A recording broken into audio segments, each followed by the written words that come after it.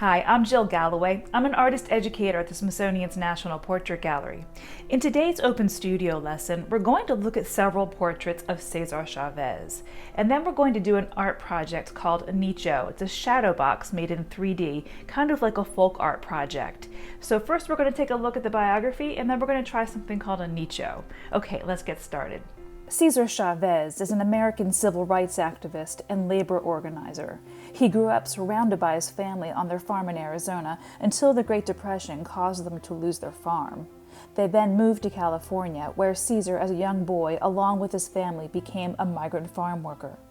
At this time, farm workers were treated poorly, not paid enough, not given enough breaks, and had very little power over their own rights as workers, until Chávez formed the National Farm Workers Association, now called the United Farm Workers Union.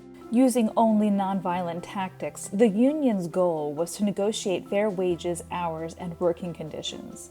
Under Chávez's leadership, his union embarked on one of the most influential boycotts in U.S. history. The Farm Workers Union boycotted buying grapes in grocery stores across the U.S., hoping to get the attention of farm owners, forcing them to change migrant farm workers' rights. The boycott worked.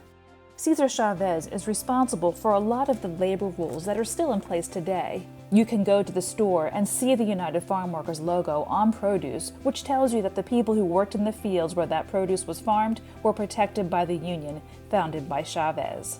In 1994, Chávez was posthumously given the Presidential Medal of Freedom.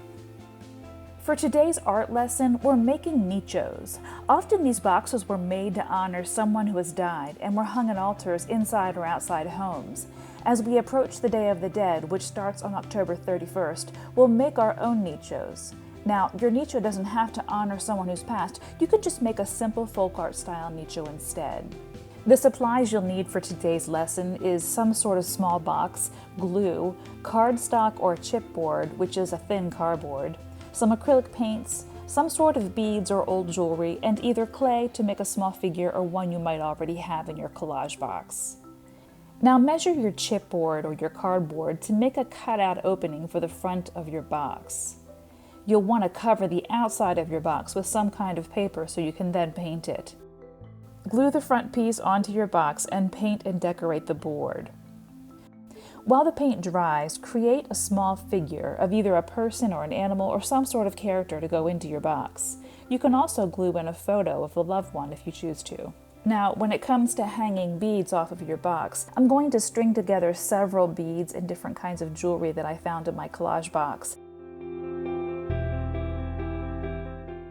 And then I'm going to attach that to the cardboard piece. Taking a look at one last portrait of Chávez, this one's called The Return to Aztlan. Look at all the beautiful colors and textures. It almost looks like a tapestry. The other people in this portrait were there as inspiration for Chávez, including Dolores Huerta, who helped Chávez with his efforts. Thanks so much for joining me for today's Open Studio lesson. If you'd like to learn more about César Chávez or take a look at these portraits more closely, feel free to go to our website at www.npg.edu. You can just do a portrait search for Chávez and see what comes up there. Okay, thanks again, and we'll see you next time.